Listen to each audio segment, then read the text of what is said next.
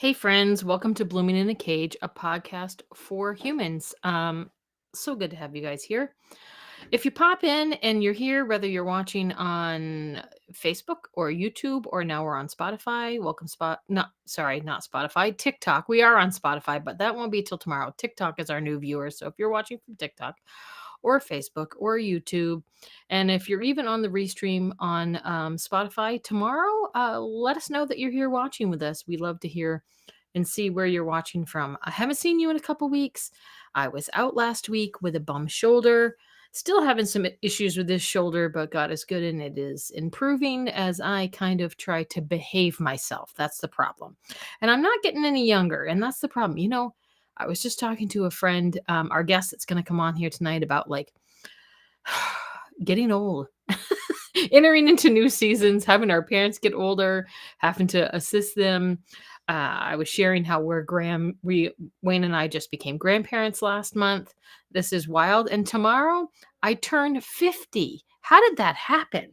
How did I become 50? That is like blowing my mind that I am 50. I'm not sad about it. I had someone say to me recently, like, how does it feel to get old? One of my kids was teasing me, and I was like, it's a privilege to get old, and it's a privilege that not everybody is afforded. There are many people whose lives get cut off short, and they're not able to turn 50. And that is something that I am really excited about the new season that God has in store for me in this next coming years. My girl Missy Townsend told me that 50 was the best year for her, so I'm taking it. I will take the 50 and turn it in. But it is like a milestone, I guess I feel like. So we're headed to celebrate with some friends this weekend, and I am super excited to enter the season. So tonight I wanted to share a verse. Let's see who's in the chat here. Hey Alberta, it is happy birthday to you too. I know you're not 50 though. I won't share your age, but happy birthday to Alberta. It is her birthday today. Her and I have always been birthday buddies. Her birthday's today and mine's tomorrow. But we weren't born on the same year. But I won't mention that. It's fine. Anyways, the verse I want to share tonight is one that God laid on my heart earlier. It says, "Behold, I am the Lord, the God of all flesh. Is there anything too hard for me?" That's Jeremiah 32:27. If you're listening and wanna look it up or bookmark it. And it's kind of like, I guess I was feeling like there's some things that I'm not quite sure how they're gonna turn out in the future. In the next couple weeks, what's gonna happen? I don't know. There's some stuff I can't share. It's not my stuff to share, but it's like, what's gonna happen? And as I was thinking and reflecting today about, is there anything too hard for God? Nope, there's not. There's not anything. So whatever you're facing today, just to give you a little inspiration, a little encouragement, a little edification, if there's something that you're facing that feels monumental, a really hard season or some uncertainty, remember that there's nothing too hard for the God that we serve. My brother Brian preached on Sunday. He talked about that the name I am, right? And what does that mean? It basically means I am what you need. I am everything. Thank you, Stacy. Happy birthday, Alberta. I'm so glad to see you, Stacy, here. This is my friend Stacy. She says happy birthday, Alberta. Anyways, February is a great month to be born in. And it's also a unique month because it's almost over. I could have been born on a leap year. Do you think that would have been cool, Alberta, to be born on a leap year? Like, I don't know. Oh, I'm freezing up tonight. Well, that stinks. Maybe that's you, not me. I don't know. I don't know if I'm freezing up or not. You have to let me know if I'm freezing up, because I'm going steady here on my own camera. Can't see what's happening out there. Maybe it's your internet, Dad. Anyways, I'm gonna pop our guest in tonight. You've heard me running. This is my friend Misha. Hi, Misha. How are you?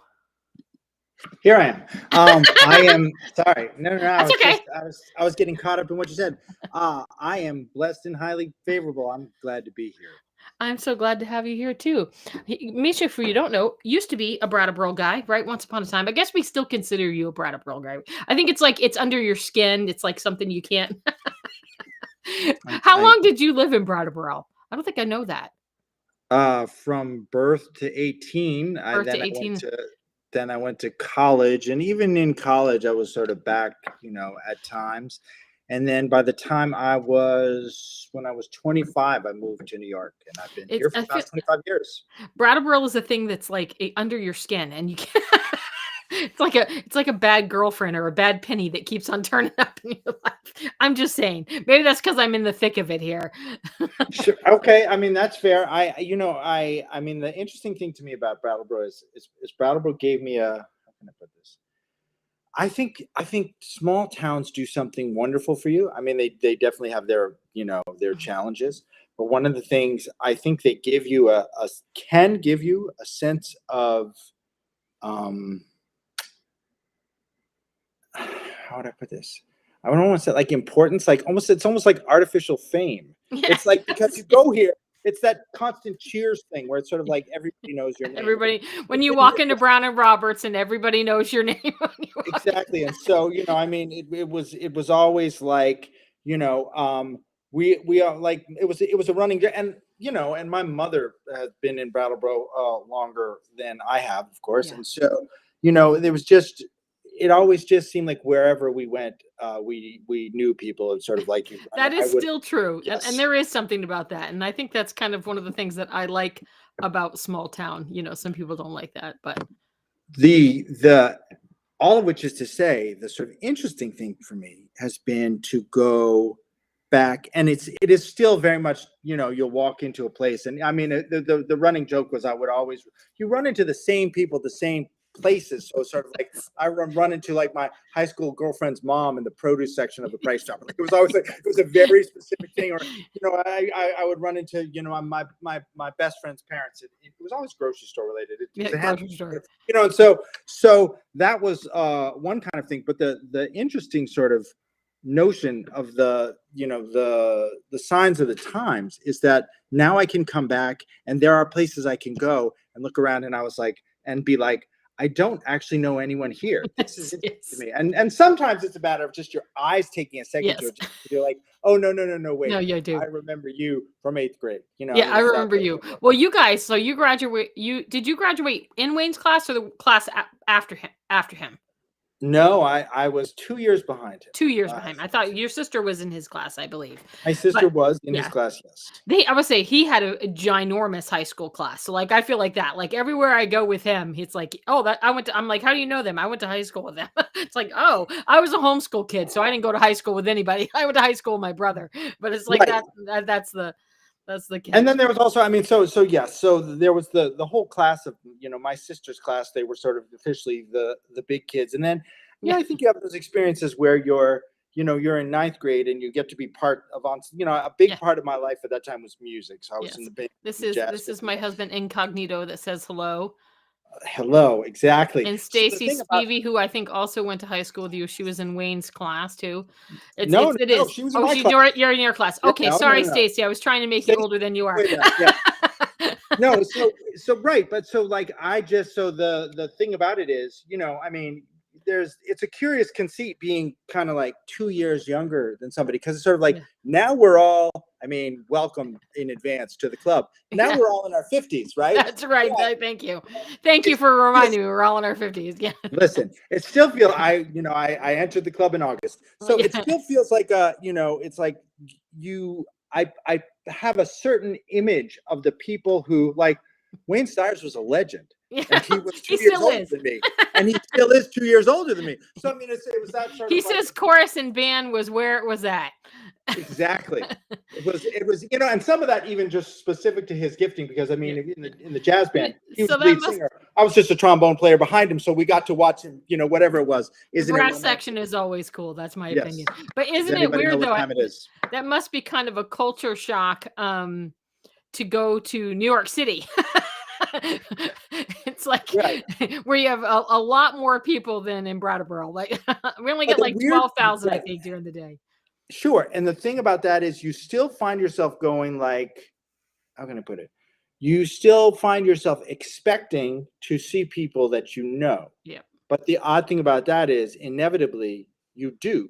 My church is basically the size of Brattleboro. So Yeah. it's that same thing where it's sort of like a Brattleboro sized population that you encounter Yeah. all kinds of random places, Yeah. in the city. So you're sort of like, so to me, it felt like a natural transition in its own way. I was sort of like, okay, wait, I've seen this movie before. This Yes. felt Yes. like sort of My something dad that's said familiar that, with. and now the legend is a grandfather. Yes, we will. Yes, the Exactly. legend lives on. So we Right. tried to connect a few weeks ago, and been all over the place. This world I have traveler. been. I've been doing a couple things. You've been doing Yes. a couple things, so I'm Right. glad that you took time out to come back down to earth, back into normalcy of life. It does feel that little late. So you went to Right. Uganda. How many? Like in January? I went to Uganda. I was there from like the 20th to the 31st, I think. A And place that is so, a place that is near and dear to our heart. My husband yes. has been to Uganda once. I think my dad's been there a couple times. But yeah, Now, the interesting thing about that, Uganda was life changing. And I was the one of the blessings that I was able to go with my wife, and so amazing. it was a gift to us individually. It was a gift to us corporately. It is the gift that keeps on giving. And the Have thing you about ever that, been there before? no, No. no, So, no, no. so you brand new African experience. Yeah, no, this is the beginning of it. No, my travels haven't really taken me off of the, North American continent. So I very much have heard God saying in this, like, this is the beginning, the 50s, it's The interesting. 50s, we're going. Yes, I'm so glad. This is The it. This is 50s it. are going to be, I just feel like the love is increasing and the world has gotten smaller.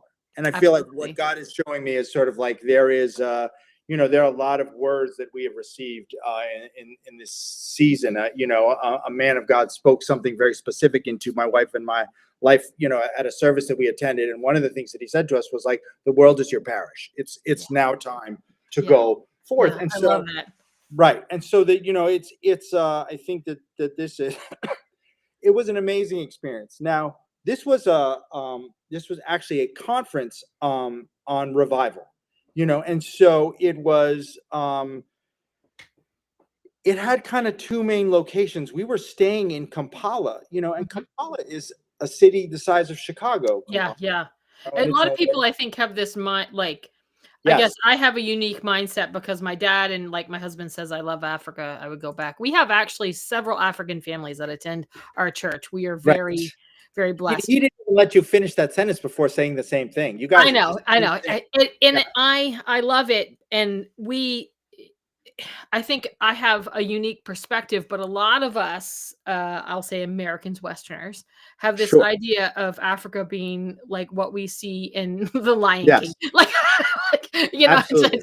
it's like it's some far off distance, and that is a real part of the country, right? But Right, we can say the same thing about the United States. There's very right, rural parts, but for the right. part, there are There are massive parts of the cities. United States that are very much like the Lion King too. Yeah, exactly, exactly. Have you ever been to Arizona, right? Like, it's like Right. but there's parts of it that are very, very, city, much like the city that you live in. Only Right. the cars don't have any sort of, inspection on them. I mean, there was a lot, there were a lot of sort of faith-driven moments as it pertains to the car. I think just that very first thing where, they drive on the left side. So Yes. your brain is not, and this was an extension of the first time I had that experience was actually I was in I traveled to Bangkok in Mhm. about 25 years ago. And when I was in Bangkok, we arrived, and I'll get back to Uganda in a second, but I Yep. remember arriving and we were picked up in one of these little like mini cabs. Like they Yep, were yep, yep. mini cabs, right? And we're going down, and everything is traveling on the left side. So we're going down on the left side against 8 lanes of traffic, and all like in this little tiny like moped cab, and all I could think is, I've been here for a half an hour and we're gonna die. Like I'm I'm gonna just die right here in the middle of the street. so Uganda had it was a different sort of thing. There was the city aspect of it, which is where we're staying, but then all of the ministry time was at a place called Prayer Mountain, which Okay. was just amazing. It took about an hour to get there from the city, and it is this we were there with a man named John Melende, Dr. Mhm. John Melende, who is was not somebody, I mean, who was somebody I was privileged to get to know because I was not familiar with his ministry. And what I realized was that if I was, if my circles were larger and I had spent more time in Africa or even in places in Asia, like they would have been like, I'll say it like this. My wife came back. She works at the Ritz Carlton. there's a gentleman who's the head of security at the Ritz-Carlton, and he's Nigerian, and he was saying, and he's a believer. And she walked in and he was like, "What happened to you? Something is different with you." And he was like, "You have the glory of God on your face." And then she said, "I just got back from 12 days in Uganda." She said, "And I was there with." She said, "I was there with this man named Dr. John Melende." And he was like, "You were in Uganda with John Melende?" Like, so it was one of those, you got this sort of sense of like, okay, this is very different. But it was this amazing time of prayer and teaching and study and worship. And the first thing that I had to get used to was time. I was just gonna say African time, right? Right. I will say this. I'm gonna air out in Israel, and Sammy, you know that I love you if you're listening. So we have this family from the Congo, right? Congolese is there, and I think I've met them. And they asked my son to. They all play instruments great, and they asked my son to play with them in this benefit event at the Latches or something. Yes. And my son goes, "I left about 2:15 because I knew they were going to be late." I said, "What time did you actually start practice?" He's like, "About 2:45." Right. They were supposed to meet at 2, and I was like, "Welcome to African time." So this is the thing. Which is no contract of time. No. We were advised in advance. They were like, time here is different. They were like, you're probably more focused on, what would be spoken of as Chronos time, minutes and hours. And there's like, this is much more Kairos time. It's event driven. Yes. And the thing about that was I'm coming from New York City, but I'm also coming from kind of, for lack of a better term, mega church culture. Yeah. And so in mega church culture, these are sacred ceremonies and we are meeting with God, but there are realities to the sort of logistical production aspect of it. So things tend to have to be rather regimented. My dad says time. I have so many stories. I'm sure, Pastor, I'm sure you do. So here's the thing. So I'm used to, when there's a worship set, I know it's going to be 3 songs and it's going to be 20 minutes. Exactly. When I go up to pray, I'm supposed to take 3 minutes, and there's some flex time, but there's a clock. I know, I got a countdown on anything that I'm doing. I'm aware of that. So this is what's happening to me. We get there, and I realized it took me 2 days to shut off this part of my brain that would go like this. We get in there, and the thing will say worship starts at 10, and I'm like, it's 10 o'clock. They need to start. It's 10:01. They need to start. It's 10:02. They need to start. And I was just, and I was just agitated the entire time. Yes. Then they would start, and they would just worship until. So it was just like, right. It might be 10 to 10:45, and then the preacher would come on, and they would and none of the pieces would be neglected. So right. Have a schedule that set, but we'd have a schedule every day. So the schedule meant nothing. It meant nothing. Right. It meant something, but it was like the morning schedule was like 10 to noon morning session, and then we're going to have an afternoon session that's 12 to 2. Yeah. So the 10 to noon session goes to 1:30, and then I'm like, oh, okay. So the 12 to 2 section is going to be compressed, and it's like, no, the 12 to 2 is going to start at 1:30 or 1:45, and it's going to go. It is a unique thing, but one thing that I think that I've learned just from my dad has, and Wayne have traveled extensively, my dad especially, but having come in contact and become friends with so many Africans in the way that they worship and the way that they do their lives, I would say there is things that I've gleaned from them, which 100%. Is like, we in Western church are scheduled. So like we schedule our worship, which even saying it sounds ridiculous. Right. Like to say like we have, I was at an event at a summer camp a couple years ago, and the minister got up, and before he got to teach, this older gentleman, and I will say preface this by saying this is like a retired campground where most of the attendees are of retirement age. And he was like, ice cream's at 8:00. And then he walked off and walked away, and I looked at our friend and I said, well, I guess I know you're done by 8:00.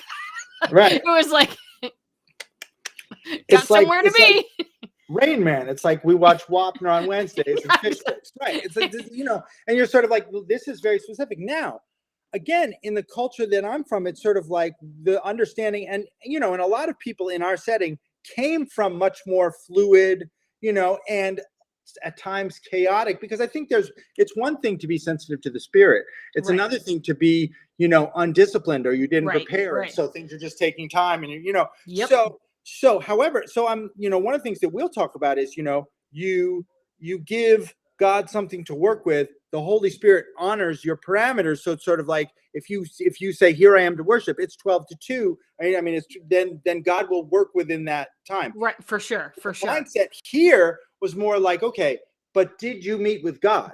Did you Right. get that impartation Right. Right. that you had come here for? And I think that was, so for me, getting to, sort of surrender to that, I think was an amazing thing. My And dad says often it's like, if something's happening at noon, it means it's happening today. The right, African time. It means it's happening sometime today, right, probably afternoon, right. but definitely not at noon. We just know It's it's going to happen. Right. exactly. It just means us Westerners need to relax and put our phone away in our calendar for a bit. And I think that it was a particular gift to enter into that in a conference on revival. Because some of what we were doing, in that context was, building in new, you know, sort of growing in our own personal spiritual discipline. So it was sort of like, okay, we're all making. I mean, I went with a group called the Heritage Pastors Group, mostly pastors with a particular vision, and it's mostly pastors from New York City, but um, it was. I mean, it's just a man named Matt Bennett who has this vision for pouring into pastors, and it's a lot of pastors in New York City. But then there was a smattering. There were some pastors coming from Florida, and there were some pastors coming from different points. So some of the things that we had sort of committed to within our group were sort of like deepening our own personal consecration and growing in our own personal prayer time, and Yeah. and extending our own personal study time. And so and focusing on beyond our personal prayer time, specific prayer time where we were believing God for revival in New York City, for example. Yeah. Right. So there's all that. So we're looking at revival as being personal, ecclesial, communal, national, global, like, and I think that in order to make yourself available to that, you've got to be willing to meet with God, and meet with God outside of your parameters, Yeah. outside of your expectation, outside of your comfort zone. Because I think that And when outside of I, your own schedule. I think that a lot of times right, we try to, like, it's like the word of God says to pray continually without ceasing, right? And I think sure, sometimes Westerners, um, and I can only really speak about myself and my experience, but it's like yeah, Westerners try to, um, we have prayer meetings and we have prayer times. uh-huh, It's like we don't necessarily, like, we're so constrained by events right. and meetings and and not necessarily about just doing life with God and can being in continual um like just relaxing a bit, I guess, if that makes Sure. sense. And that in that relax, my brother just said this, people over program. Okay. This is something he Right. beats over the head, people over program, but like that our relationship with God is something that I should continually be seeking, not slotting in my time. Right. Like Well, as if it's another right. schedule. I'm often haunted by sort of um by God's process, like process driven protocols in the word.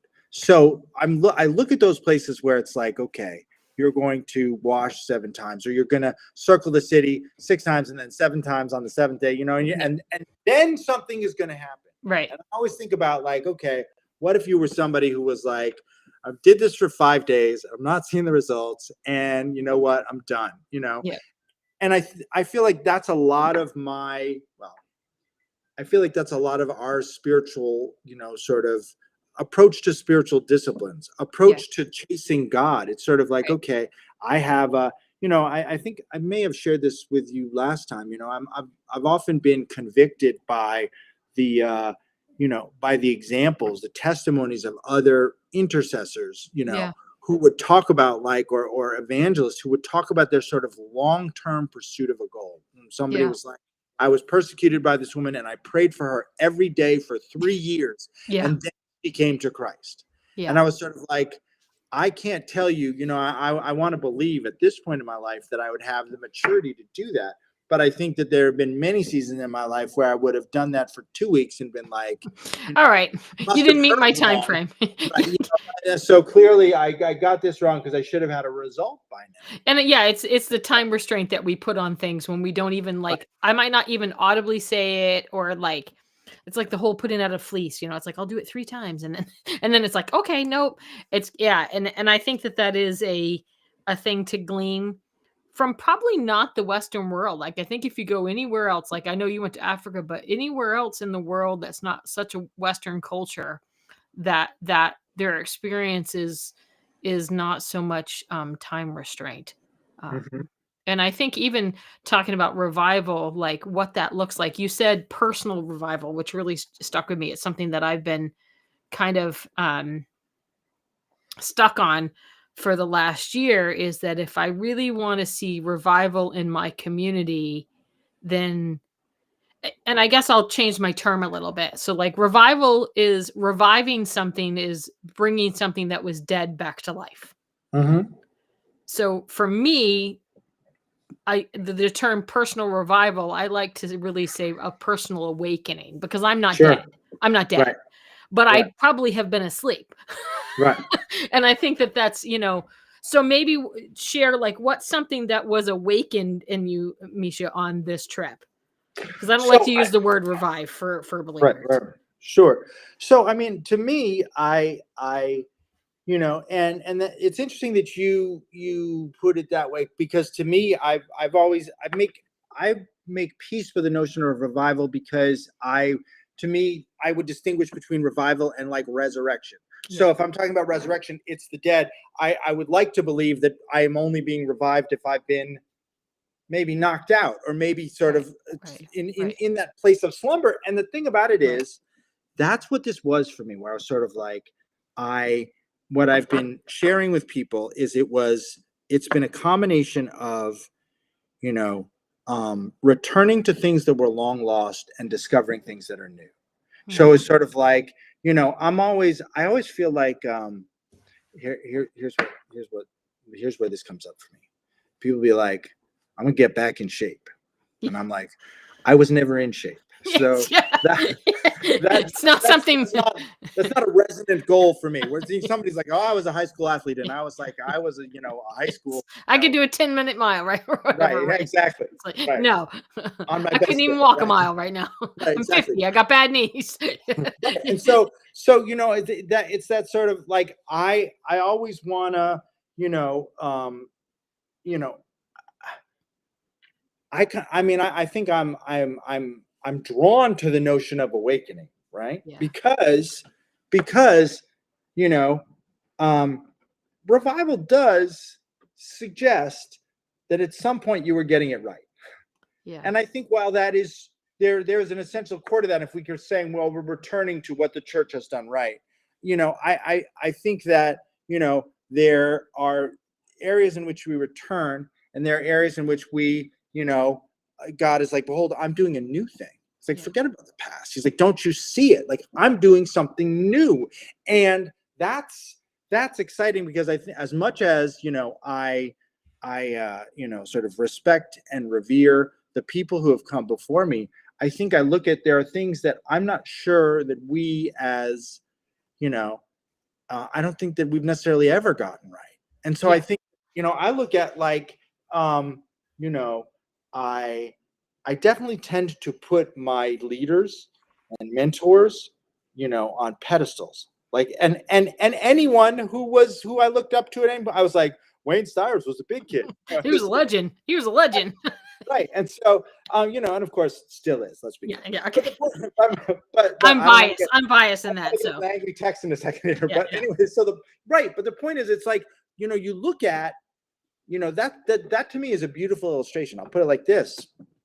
I remember, when you're a first year in high school or first year in college, being like, I remember being 14 in ninth grade and thinking that the 17-year-olds knew what was up. They knew what They had, was up. they Yeah. had their lives together, like they were in control of things. And I did the same projection thing in college. It was sort of like you're 18, and then it's sort of like people who are 21, like, man, like those guys, it's sort of like And now at 50, you're like, I had no idea what a ding dong I was, right? now at 50, I'm just like, I meet 21-year-olds and I'm like, they're beautiful and they're children, and it's sort of like, Babies. right. And I'm sure there'll be, a point at which I'll be, if God favors me, I'll be 70 something and looking at fresh faced 50-year-olds and being like, y'all still know nothing, Yeah, exactly. And that's sort of the nature of, that's the nature of life, and I think that, it, I'm always drawn to the picture, that at least that I get from Psalm 100. I think verses 4 and 5. Which says, "We enter his gates with thanksgiving, enter his courts with praise. Be thankful unto him and bless his name. For the Lord is good; his mercy is everlasting, and his truth endures to all generations." And the picture that I get from that is of the believer, entering into like a closer and closer fellowship with an unchanging and eternal God, a finite person entering in closer fellowship with an unchanging God. So, and as we do that, our activity changes, our relationship changes. So we enter into his gates with thanksgiving. That's the one place. Now you get to the courts. You enter the courts with praise. And you have gratitude, and you're blessing his name. And then we are reminded that God is, enduring. His mercy is everlasting. His truth endures to all generations.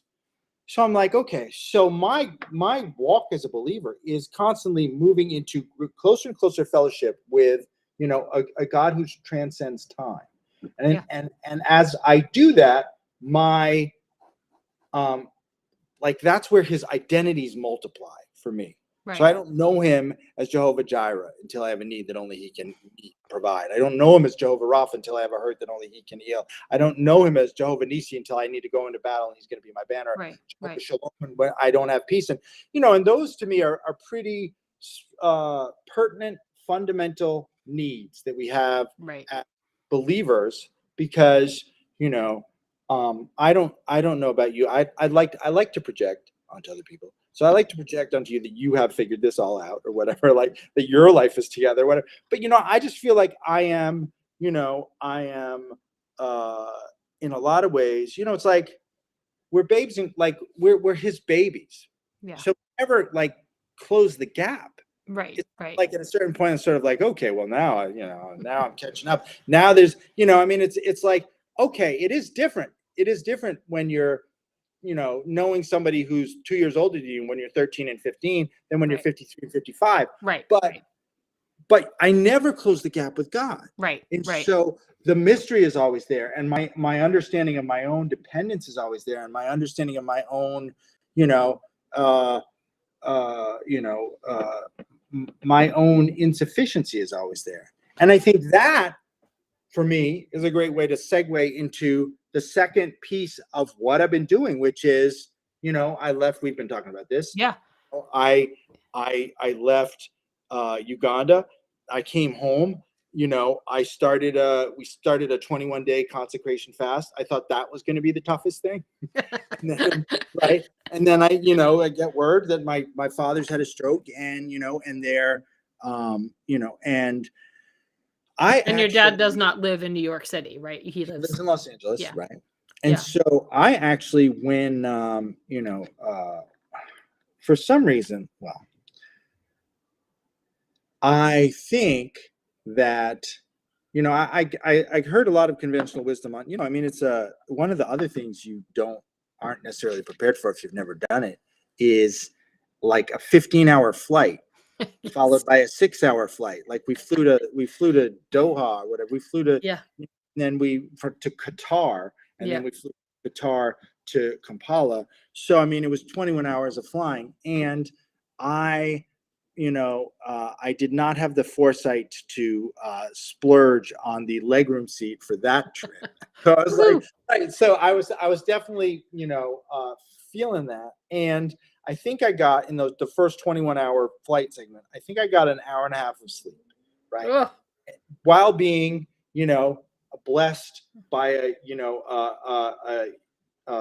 United Nations grade sampling of germs on a Yes. small enclosed Your plane. body was And so, like, "I thought I lived in right. the petri dish of New York City. I had no idea these kind of a germs existed." So I picked up a bug right away. I had a sort of a cold pretty much my entire time that I was there. And so, and it went through kind of dispensations. I had different sort of seasons with the cold. And then I got back and I thought, okay, I'm good. And then it spiked again. And I went to urgent care and they were like, you have a respiratory infection. You need to be on antibiotics for, we'll do that for 5 days and wait for 5 days. And it was during that time that my dad had the stroke. So I was like, Wow. I can't go there yet Yeah, because right. I don't want to be anywhere near him if I've got this going on and he's And fighting you were for just out of the country, and they're kinda all nervous about people who get sick after traveling in the right. And United so States now. I it took the first, I don't know, it was like 8 days before I was able to travel. Wow. So then I took the trip to Los Angeles, and and and that's another version of seeing, sort of um God's hand, and transcendence of time. Because my dad moved to LA when I was 10, maybe. And from the time I was 10 to the time I was 25, like he worked for an airline, so we could fly. Yeah. So, right. So I flew a lot to, LA. And I mean, it was a 6 hour flight. And I was like, this is the longest flight anyone ever take. Right. So I did that. Right. And I did a bunch of those. And, so LA was very much a part of my, my adolescent experience. And then I moved to New York City and just got busy. And it's been 25 years since I had been there, you Wow. know.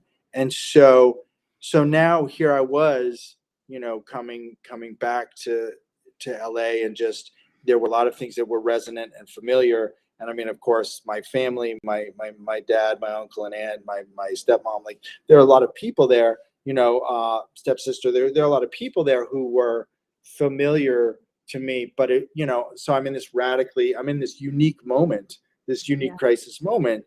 And then it's sort of like you're um depending on God in a different way, because now it's sort of like, okay, what am I, what is this moment that I've never experienced? But I mean, this was actually my dad's third, like he had two like TIAs Yep. coming prior to Yep. this, but in both cases he was back at work in like 3 days. Sure.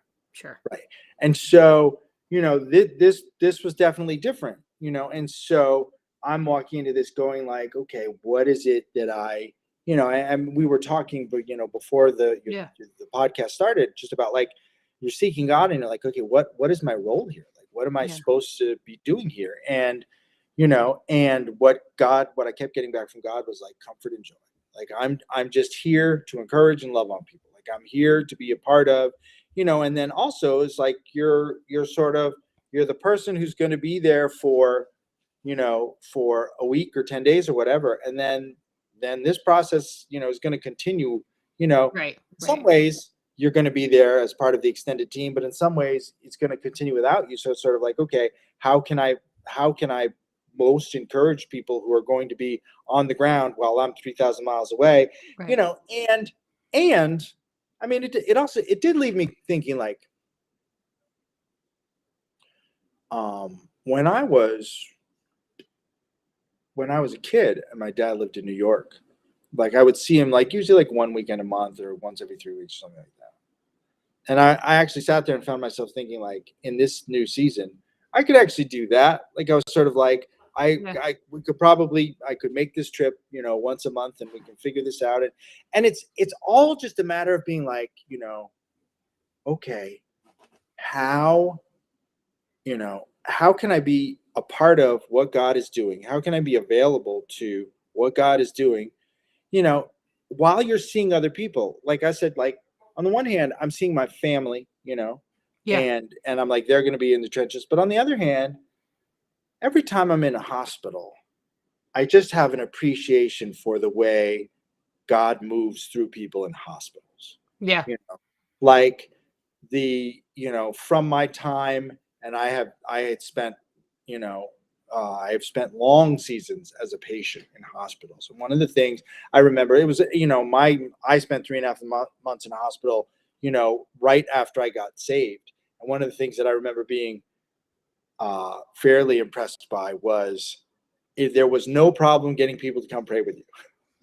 Like there was a chaplain coming through every day, and this was early in my walk, and I was also desperate, and I was like I don't care who you are, like I will take prayer. Like I'm like the rabbis come pray with me, the imams Come, come I pray don't care with who me. it is, whatever. Right. It's like we're gonna pray, and we did, and I was like nurses, there were a lot of spirit filled nurses in that place. I was like let us Let's pray. pray. Yeah. So but just I And I think I think there's a lot of people please. at, let's say at our age. I think there's a lot of people our age in that season where we are kind of Mhm. navigating caring for our parents, Right. and how do we care for our parents, and from like when they've only taken care of us, like like kind of like role reversal, I guess, of like. And I think that that is the mindset is like, how can I serve them? Because that's what parents are supposed to do, right? And everybody has complicated, some people have really complicated relationships with their parents, but like if you're a believer, it's like, how can I honor and bless you in Right. this season? And it's like your parents were divorced, my husband's parents were divorced. I don't have that experience. I have a very different experience, Right. but it's like it's hard sometimes to know like how can I Right. serve them. Your parents always seem like two people who've never spent more than a day apart. Well, That's no, they spent my mom. The funny thing is, my dad's gone to Africa. He travels. My mom like wants to be at home in the garden or in front of the Mm, wood stove with grandbabies. okay. Um, they traveled a lot when we were younger. Got it. But now my mom's like, I did that. Okay. I'll be in the garden. You go do. Understood. Right. You go do. She retired. Let me just put it that way. She retired. Understood. She wants to be there. So, but back to like revival, I think that when you were talking about like understanding your role, that really Right. is like when you were in Uganda and even when coming home, it's like I think personal revival or personal awakening is really that going, okay, God, you're doing something. Right. Maybe you're doing something new, which is Right. kind of we were talking about in the green room earlier that I feel like that's kind of the season that Wayne and I are entering to. We just became grandparents. I'm turning 50. It's like I'm entering into this kind of new season of life. Yeah. And it's like, and I personally feel like we're entering in a new season in the church, the body of Christ, the corporate Hmm. body of Christ. Hmm. And it's kind of like, and my opinion is like we have to always be going, God, my friend Jim Loomer says this, that God is doing something and he invites us to be a part of it. Absolutely. Like he's going to do 100%. the Yeah. thing. He's going to do the Sure. thing, Right. regardless if we're involved or not. Our Sure. finite little tiny bodies and brains are not going Right. to mess up his plan, his sovereignty. But it's Right. like God is doing a new thing in the church, and he's invited us to be a part of that. Yeah. And I think that that's the biggest part of personal revival for me is going, God, what are you doing? And what am I supposed to be doing in it? Like Sure. where's my piece in this? Right. Um, and it's sometimes, I just said this 2 weeks ago, sometimes, the will of God is really specific. Hmm. Like you said, you had a couple words where it's like there, and we've had a couple words in the last couple years. It's like sometimes the will of God is really specific, and sometimes it's not. And sometimes, Sure. my friend Paul Jaley has preached a sermon that I repeat a lot that says the will of God is to obey him. Okay. So it's That like, works. for Right. you, it's like you knew you needed to go be with your dad, you obeyed, and you obeyed in whatever he put in front of you to do, whether that was be an Sure. encourager or whatever that is, Right. or to facilitate this getting into rehab and the next steps and to support however you can. But like even in a more corporate church sense, I think that God is doing something, and I think he's doing something new in the sense that like I think being someone who's been raised in the church and turning 50, like for a long time, I've heard about certain things that I now see happening in the world. It's like, oh, you're going to see all these things. And, like if you've read the book of Revelation, or like, the rapture was such a big scare when I was a kid as a 90. It's like I went out in the front yard and like jumped because it was like, like there was all these books and Jesus is coming back on this date. Right. Sure. But it's like, I think that God is moving, and that's Yeah. the new thing that he's doing, really, is that the Spirit of God has been released and his hand of mercy has been extended specifically. I mean, I can only speak specifically to our nation. I think Right. the hand of God has been extended onto the United States. Hmm. And I think that what I see is that there's an opportunity for us to be a part of that new thing that God's doing. Right. I'm interested to hear in the last few minutes about what do you think you see that God is doing in New York, in these pastors that went with you to Uganda? What is it that you think the new thing is? Well, I mean, I think that I can't get enough of what God is doing in them. I think that that group. I think we are all encouraging ourselves and encouraging each other in the Lord. And I'm seeing, you know, that entire initiative. I'll speak for myself. Is has been an answer to a prayer that I think was perhaps articulated, at some point, but it's just been the cry of my heart for 25 years of ministry in New York City, which is ministry can be a lonely place, and you feel like you're doing it. I mean, you're doing it with God, but you can sort of have these Elijah kind of moments where you're like, I think he's like, do you really think you're the only one? And even, just being called away and being called, called out and called apart.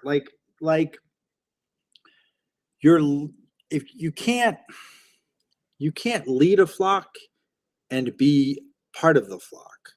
I think that there's something beautiful in shepherding. There's something beautiful in in leading people, but I think that the one of the most limiting or dangerous things that we do is just trying to be one of the gang, and I think that ends up with some really distorted uh, uh, relationships and ultimately sort of limitations in our ability to lead. And so I think that as somebody who has been doing ministry in the city, you often feel like there are a lot of areas where it's almost like you start compromising on things are necessary because you're sort of like, it's just not available to me.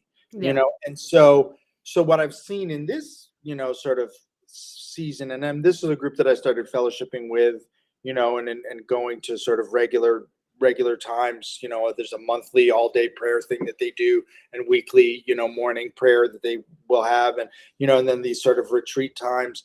What I've really seen in that is a space for a building of collegiality where we can be human, but also encourage each other and spur each other on to to greater heights. I And think that, yeah, go go ahead. ahead. Yeah, one thing that I was just going to say is one thing that I've seen and I think that I have the unique perspective of being 50 and having lived in a pastor's house for all of those 50 years. How about that? And I think that the thing You know that what? I've, Can I just say, yeah, I love you make 50 sound at one hand like 10, another hand like 500. Go ahead. it's like, to me, the thing that I've started to see and what I'm hearing you say, which is exciting to me, is that the corporate body at Mhm. whole, for a long time, we kind of worked like gangs. or Yeah. like country clubs, like Sure. that we were kind of doing our own thing here and nobody else was invited to the party, Right. and it's like I think the thing that I'm starting to hear from a lot of different pastors is that kind of working together corporately toward the common goal. The common goal is that the world knows about Jesus. Right. If that's the common goal, Sure. No, and I think that a lot of us get stuck. We get stuck in the move, from kingdom building to castle building, and we get stuck in kind of a Babel space. And I yeah, think that yeah. the thing about, I mean, we're building towers to make names for ourselves. And Yep. the thing about Babel people is that what happens. God comes and confounds their language. And the thing is, if you're somebody who's been focused on your own tower, often your ability to understand and hear people clearly is impaired. Your ability to communicate clearly is impaired. Your ability to see yourself clearly is impaired. And I think that to me connects with my understanding of revival, because one of the ways I am, I designed, I don't know if we talked about this. I designed a course a few years back that looked at a course called Firepower, and it looked at revival going through the book of Acts. But it started at Luke 24, because for me, what I was really taken by is the notion that revival begins on the Emmaus Road, when our preconceptions fail, when Right. what we thought was going to be our quick ticket to success, is gone, and we're devastated. And then we now, with broken hearts, meet God in a new way, and He shows us who He actually is, and He shows us who we actually are, and He shows us that He's been with us all the way, and that He prepares us to walk with Him in a new way. My dad actually preached a sermon a couple years ago. And he took a box and he just put all these ideas in it, and he threw it and he said, out the front door. He said, because that's when we have our concept of idea of revival, God takes that all and He just throws it away. Because what we have as a concept as a move of God or revival is not at all the move of God that is actually going to happen, because any great move of God starts inwardly with the church first, Right. and then moves outwardly into our community. Right. And I'm interested to know your thoughts on this. Is I have been, my brother Andy here, if he's on tonight. If you haven't, he's the one here said people over program. He has Okay. a new blog. Let me see if I have it up here. Nope, I don't. I took it off. It's called Salt, Light, and Hospitality. Okay. And you could probably find it on my page. But him and I have been talking actually about the way church operates now in the United States and globally. That the way it works typically is that we get together on Sunday morning and we have church. But if we look at scriptures, specifically in the New Testament, that wasn't how church happened. Yeah. Church was Jesus going to the temple and talking to other pastors, really, right? Other rabbis. And the church, the way disciples were made, the way revival happened, was in the marketplace and over dinner. It wasn't done glamorously. And I think that that's one thing I think that God is speaking to the church at whole, is that what we've been doing hasn't been working. Like, if you look at the condition of the United States specifically, we live in a perverse world. Right. That's getting more perverse every day. And if you've read the scriptures, that's kind of the track of things, Right. the way things are going to go.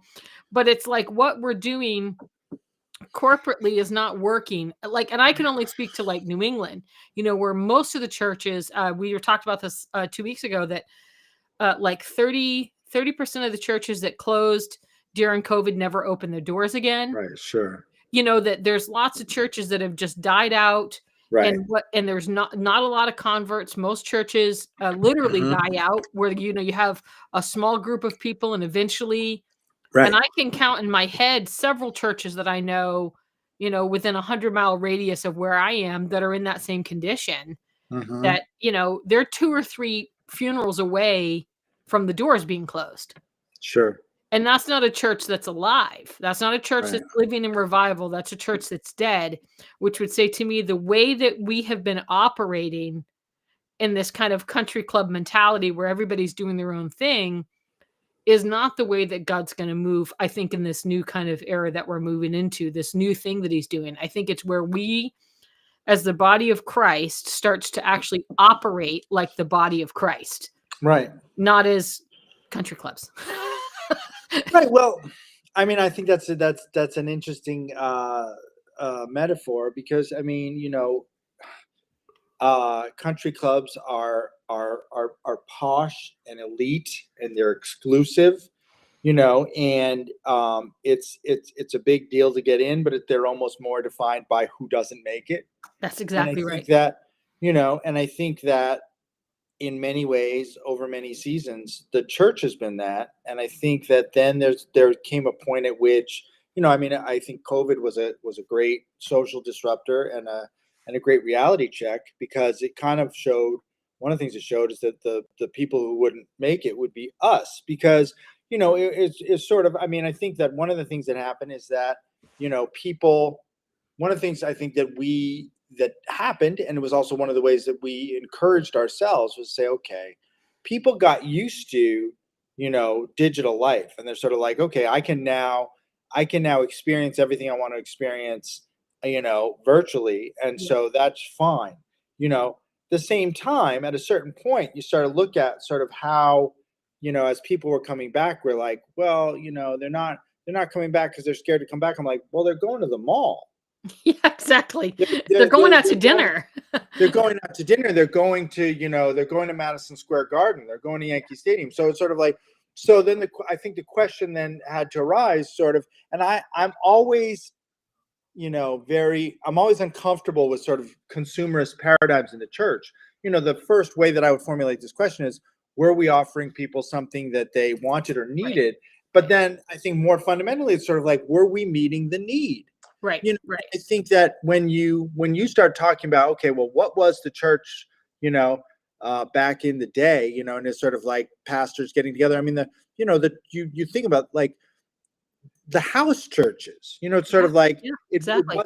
wasn't 250 people getting together, in a thing with electric guitars. It was And 20 lights and people getting smoke together. shows, and don't Right. tell my brother that. He loves his lights.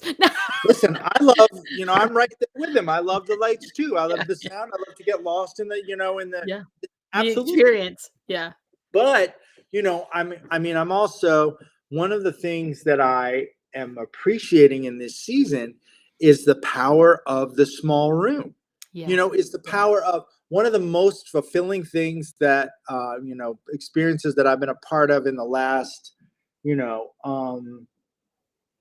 year is, I started co-teaching our premarital class with my wife. Yeah. Now, the thing about that is that, like, it was an evolution in the class because historically it had been taught by the clergy, and it was sort of like taught by the men of God, and Right. we Right. as the men of God would talk out of our knowledge of the scriptures, but also talk out of our experience as men who had been married Yeah. for any length of time, which meant there was always this sort of like, and I use this noun very carefully, elephant in the room, because it's sort of like, who's missing? Right. And it's Right. it's like, Who's okay, and missing from the so conversation? then, right, and so now we are sort of teaching as a couple, and it's a very, very different thing. And one of the things that we got to see was, like, I mean, there was sort of anointed developments throughout this process. One of the students, like, so we're in a room, we've got 5 couples, and it's my wife and I co-teaching 5 couples, and I'm up there at the little lectern, and then at a certain point, one of the students was like, "Can we put this is like fourth grade wisdom." Yeah. She's like, "Can we put the desks in a circle?" And I was like, "Yeah, Yeah. I guess we Yeah. can." And then I was like, Relational. right. It was sort of like, it was in a circle. And then I was like, and then now there's zero. At first we were like, yeah, and we'll put me at my little, and I'm like, there's zero reason for me to be at a lectern now. I was like, let's all Yeah. just sit, Let's just sit and together. be I don't relational. have to do like the pharmacist thing where I'm like 2 feet above everybody else. Like, it's sort of like, we're all just gonna sit in a circle, and that was radical. And then it's sort of like, okay, so can we, I think that sometimes we get caught up in the artifice of like, Yeah.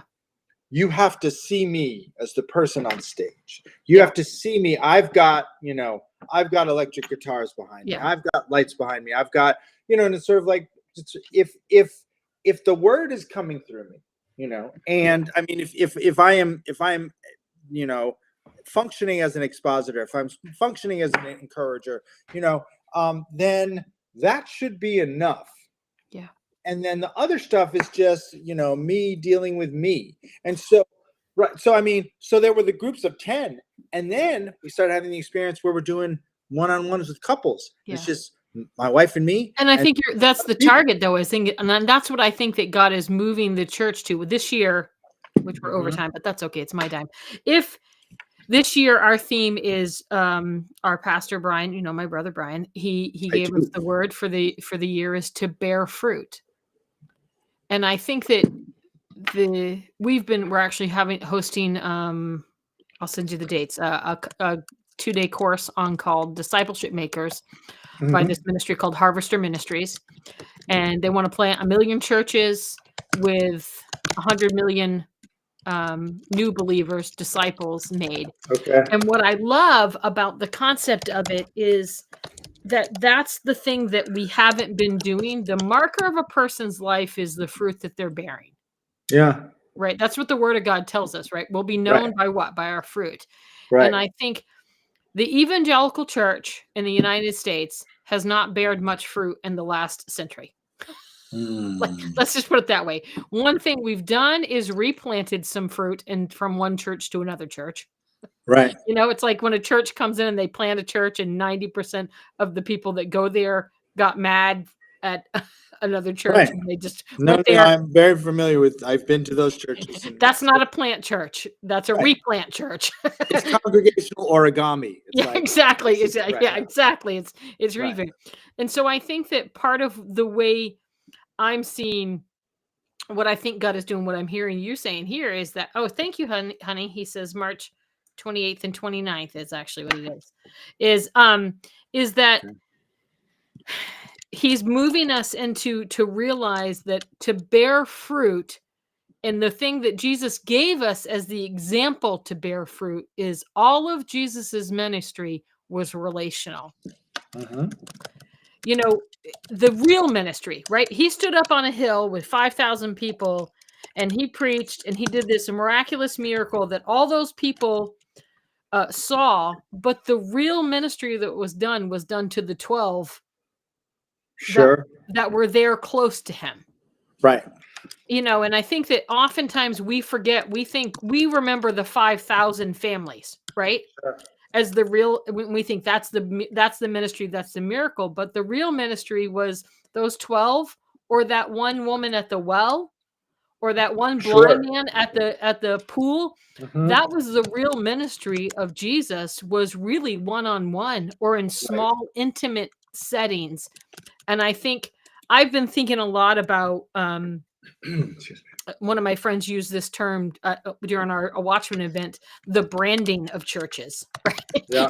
Like we have this brand of churches where you have 5 or 6 churches that are like McDonald's. There's another one popping up, and it's kind of like checking the box of all the things a good church is supposed to do. But does the pastor even know 4 or 5 families that are in that church by name? Sure. Has he gone out to coffee with any of those people? Right. Does he know into any of the sports that the kids are into? It's right. Like that kind of relational thing. And I think that here, my brother just said this. I was speaking about this tonight. We are far from the focus on addition instead of multiplication. Yeah. And I think that that's what it is. And I think the new thing that God is doing, I think, is instead of doing something big, he's actually telling us to do something small. To do that thing where I get to know somebody one-on-one. And I'll leave this, which we're over a little bit, but that's okay, because it's my dime. I had this experience today where so we run our food pantry. We serve about 75 families every week. That's great. And over the last 12 months, we've lost 6 clients that have died. Oh, Um, sorry. some to addiction, some to disease, various Yeah, sure. varieties, some to natural causes. But I was kind of struck tonight by like the little, as I said that number out loud, I learned of another one tonight that passed to kidney failure. And as I was thinking tonight about my interactions with her, I was thinking I need to pay better attention to the encounters that I have with people, because I don't know how many encounters I'm going to have with that person. Mhm. Sure. And it might pass me quicker than I think, like I think it inevitably passes you quicker than you think. I mean, I think that, that's pretty, that idea is contained in every eulogy I do, that tomorrow's not promised. And that's the thing about it. And I do want to honor you're like, I can go over because I pay, but I'm not paying. So I mean, I want to be sensitive, but I think that, so stop me if you need to. yeah. But I think that, that idea, I mean, like, when I started doing funerals, one of the things that I started experiencing was you start out and a lot of funerals are, I mean, there's of course, I mean, loss is loss, and Yeah. you have the opportunity to shepherd people through, Yeah. guide people through, this, and celebrate a life at the same time. It's one thing, to celebrate someone's grandmother who's gone home Yeah. at the age of 100. Yeah. It's someone's, husband who went home to be with the Lord at the age of 50. And then it's somebody's kid who died of an Yeah. unexpected disease at 19. Or, someone was in the wrong place and in the crossfire thing and they were 8, Yeah. and then, one of the most, I remember doing a homegoing for a child that had lived, I don't know if it was weeks or months, and it was, and I just, we are not, how can I put this, culturally, the way I was trained was sort of like, you don't get up there as a pastor and weep. You get up there as pastor and guide. So my mentor said, I was like, what happens if you start to, he's like, you bite your lip. He was like, you do not fall apart. So, and I remember doing this service, and, before I got up to preach, they did a video compilation, and it was pictures of this beautiful little baby, but it was Steven Tyler. It was Aerosmith. I don't want to miss a thing. That's what what do you say? I could stay awake just to see you breathing. And he comes in like that, and I was just like, I am not going to be, I was just like, I am not okay. Okay, Holy Spirit. Like I was, and it took everything, but and you have the opportunity to sort of walk with people through that. And it was a beautiful thing to walk with them through that. But I think that if you spend any time, serving people, and getting to sort of serve, with them in homegoings, you get to see that, we have no guarantees. My brother said Jesus wept, so you can't do. Okay, how about that? Thank you, Misha, for hanging out with me tonight. It's always a good conversation. Thank you for having me.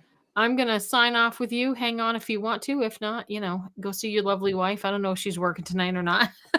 She's nearby, but, all right. But I will spend a moment. All right.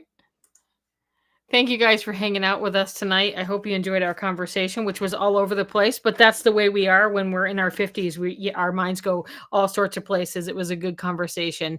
And I want you to remember 2 things: that God loves you and he has a wonderful plan for your life, and he's doing something and he invites you to be a part of it.